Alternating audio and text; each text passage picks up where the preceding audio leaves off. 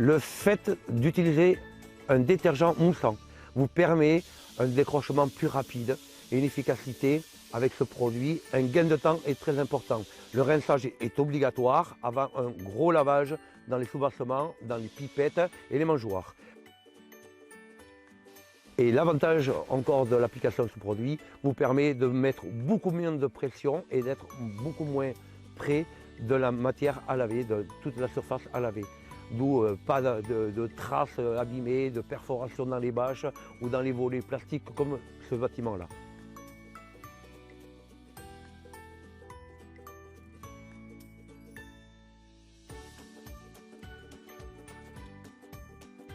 Durant le nettoyage, privilégiez un fort débit et une pression moyenne.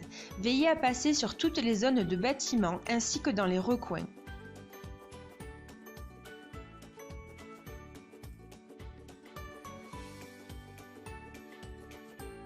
Il y a 2 étapes pour vérifier son nettoyage, l'efficacité de ton nettoyage. La première, c'est de le faire visuellement, en inspectant, en divisant son bâtiment en 4 et en inspectant soigneusement en particulier les endroits difficilement accessibles, les matériaux un peu poreux, ce genre de choses.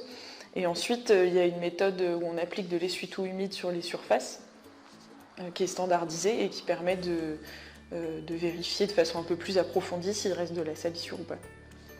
La vérification visuelle du nettoyage, elle doit se faire vraiment à chaque fois. Parce que si le nettoyage n'est pas fait correctement, la désinfection ne servira à rien.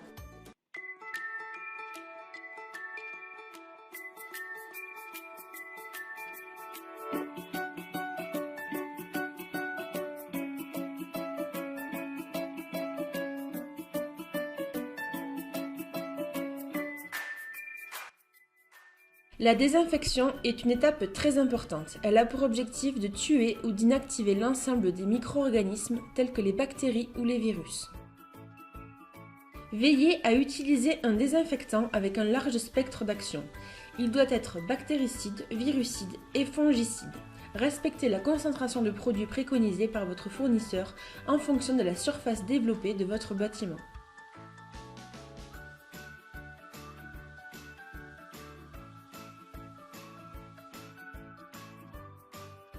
Les autocontrôles des infections, ils peuvent être effectués on ne peut pas le faire à l'œil nu, donc il faut forcément passer par des contrôles microbiologiques.